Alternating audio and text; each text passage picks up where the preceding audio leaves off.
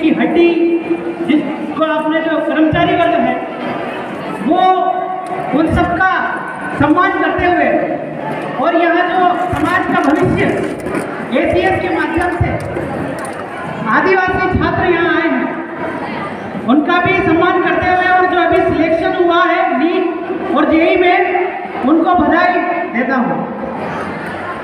हमारे बीच में कुछ ऐसी परिस्थितियां बन रही हैं, मैं उन परिस्थितियों पे चर्चा करूंगा जिसमें बहुत सारी ऐसी मिसअंडरस्टैंडिंग है जिसकी वजह से समाज उस गड्ढे में चला जा रहा है। इतने हम एकता में होने के बावजूद भी हमारा वजूद न के बराबर है, ये समाज के लिए बहुत बड़ी कमी है।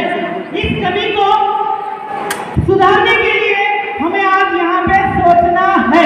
उसी के लिए मैं आपका 5 मिनट लेना चाहूंगा, न किसी और विषय पे बात करके मैं सीधा इस पॉइंट पे बात करना चाहूंगा कि हमारे समाज में जो शिक्षा दी जा रही है वो किस प्रकार की है, उस पर मैं चर्चा करना चाहूंगा। जो भाषा है, क्या हमारी भाषा हिंदी है? क्या हमारी भाषा हिंदी है? सीधा पॉइंट पे बात कर रहा हूं। अगर हिंदी हमारी भाषा होती तो हमारे बाबा डोगरों को आना होती। संस्कृत अगर पुराणों की भाषा है तो हमारे पुराने डोगरों को आना चाहिए थी, नहीं आ रही है। इसका दैनिक जीवन में उपयोग देखिए। हमको 1950 के बाद से गड्ढे में धकेला गया। क्या बहुत बड़ी चाल हुई, सब लोगों ने अंग्रेजी शिक्षा हासिल किया और हमको हमारी जो बोली है, माँ ने हमको जबान लड़खड़ाते हुए सिखाई है, वो बोली से जोड़ के हम हिंदी सीखे। हम 12वीं में गए, हमने सब्जेक्ट चुन चुके हैं, हम जो बायोमैथ ले चुके हैं, पर सारा एमबीबीएस और जो आपका इंजीनियरिंग है वो इंग्लिश में है, लो इंग्लिश में है। हमारा जो भविष्य समाज का वहाँ खत्म हो जाता है। हमारा बच्चा इंजीनियरिंग से दूर हो गया, हमारा बच्चा डॉक्टरी से दूर हो गया। तो सबसे बड़ी समस्या हमारा भाषा हुआ। तो हमें आज से ये संकल्प लेना होगा और ये आगाज के माध्यम से मैं आप सब कर्मचारी वर्ग को निवेदन करता हूँ कि हमारे समाज में ऐसी स्कूल व्यवस्था लाए जिसमें हिंदी को छोड़ करके संपूर्ण इंग्लिश का अध्ययन होना चाहिए, ताकि हमारे बच्चों को जो है अच्छे से थ्योरी मिल सके।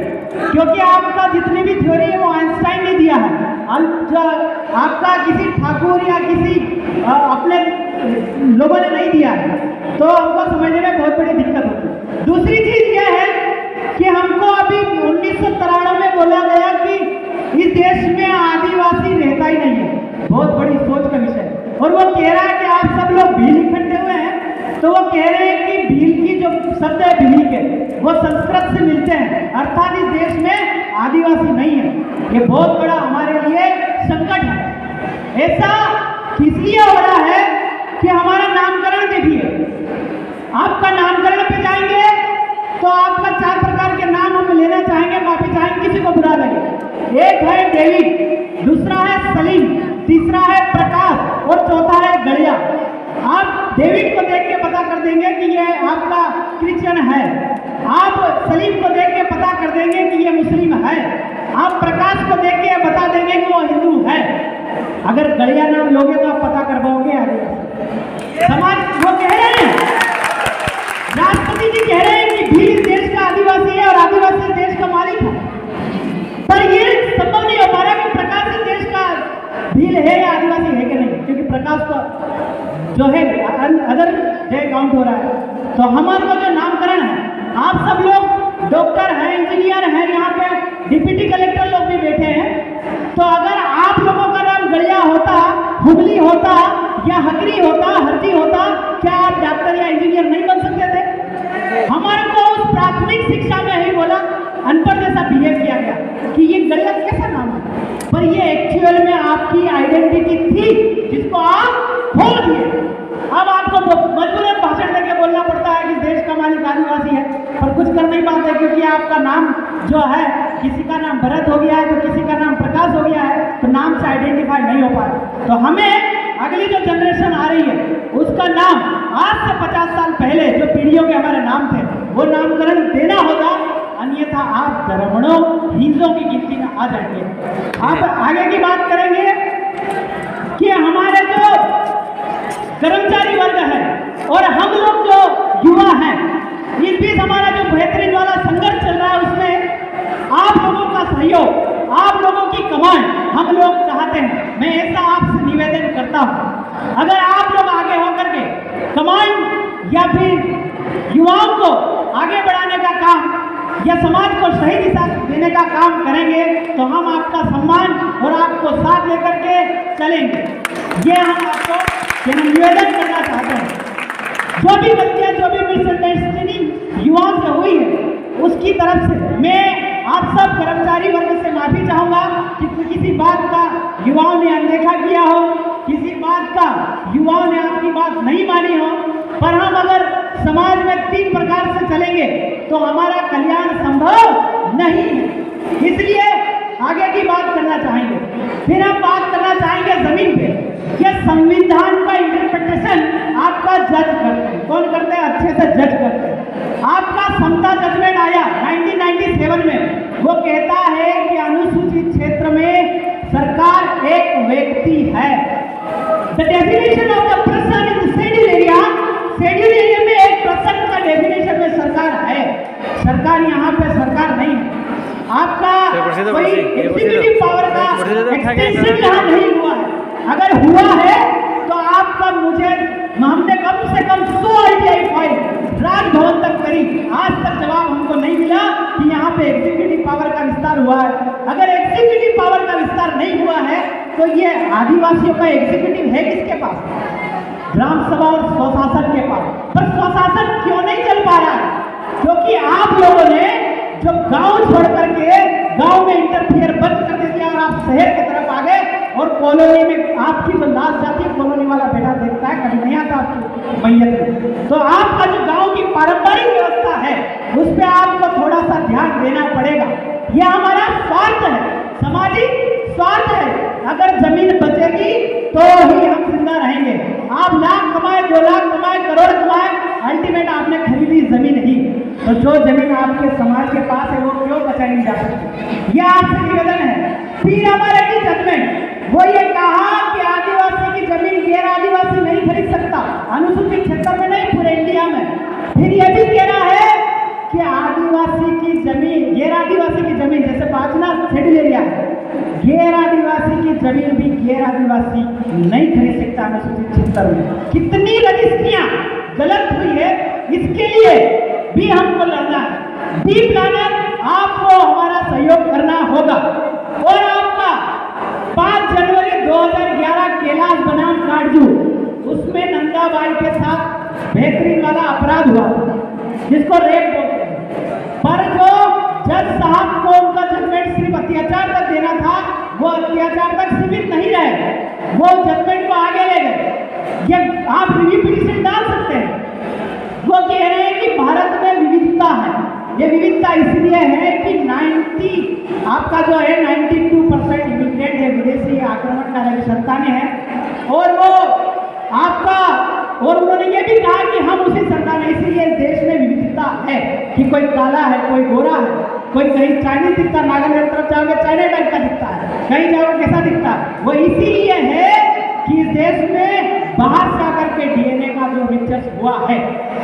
तो यह आपका और आपका जजमेंट आया Palla Kashi versus state of Andhra Pradesh कि the judicial magistrate are not punish to the schedule area. क्या कह रहा है कि अनुसूचित क्षेत्र में जज साहब आदिवासियों को दंड नहीं दे सकते हैं। ये जजमेंट आपका बोल रहा है पल्ला काशी बनाम स्टेट ऑफ आंध्र प्रदेश। अब जज साहब की बात तो माननी पड़ेगी। अब आप सजा नहीं दे सकता है तो सजा देगा। ये भी बहुत बड़ा आपका विषय है। यहाँ शिक्षक महोदय बैठे हैं, वो जो बच्चों को अगर इस प्रकार की शिक्षा हमारे बच्चों को अगर मिल पाती है तो हमें शायद आने वाले समय में खाली हमको वहाँ पीछे बैठना पड़ेगा, उलगुलान की घड़ी ऑटोमेटिक चलेगी और आपको धन्यवाद मिलता रहेगा। आप सब लोगों को इस पर मेहनत करिए। रतन सिंह बनाम स्टेट ऑफ आंध्र प्रदेश में कहा कि CRPC shall not apply to the schedule area. जो CRPC है वो शेड्यूल एरिया में नहीं लगती है, तो फिर आप न्याय और दंड कैसे दे रहे हो हमारे क्षेत्र में? ये भी सोचने का विषय है। आप लोग इस पे भी मैं ज़्यादा न बोलते हुए और सारे युवाओं को बोलना चाहूँगा कि आप सब लोग अच्छी मेहनत करें। जैसे बिरसा और टंटिया को देखें कि ये सारा खेल मन का था। बिरसा की खाल उधेड़ी गई, बिरसा की खाल उधेड़ी गई छुरे से। बोल के तो देश का आदिवासी देश का मालिक नहीं है। उसके मन में, बिरसा के मन में ये था, उनको दर्द महसूस नहीं हुआ।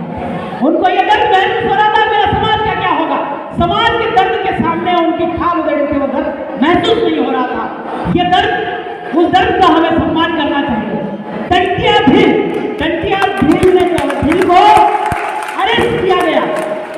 आपका आप 1800 के संधि एक एक्ट चलता था जिसको क्रिमिनल ट्राइब एक्ट बोलते थे। आप पैदा होने से पहले आप माँ के पेट में हैं तभी ही आपको अपराधी बोल दिया जाता था। टंटिया भील ने शहादत दी। टंटिया भील ने संदेश दिया, कहा कि अंग्रेजों को बोल कि मेरे समाज के सैनिकों को अगर आप सैनिक में भर्ती करते हो तो मैं आत्मसमर्पण देने के लिए तैयार हूं।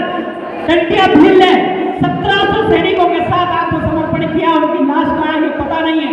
उनके बलिदानों को आप कैसे सुरक्षित रखोगे, सवाल यह। तो आप सबको उनके विचारों और उनके मन को परखना है। विद्यार्थी लोगों से कहना चाहूंगा कि आप लोग अगर बारंबार, डॉक्टर सर भी बैठे हैं, आप सबको हैबिट का निर्माण करना है। हैबिट मतलब क्या?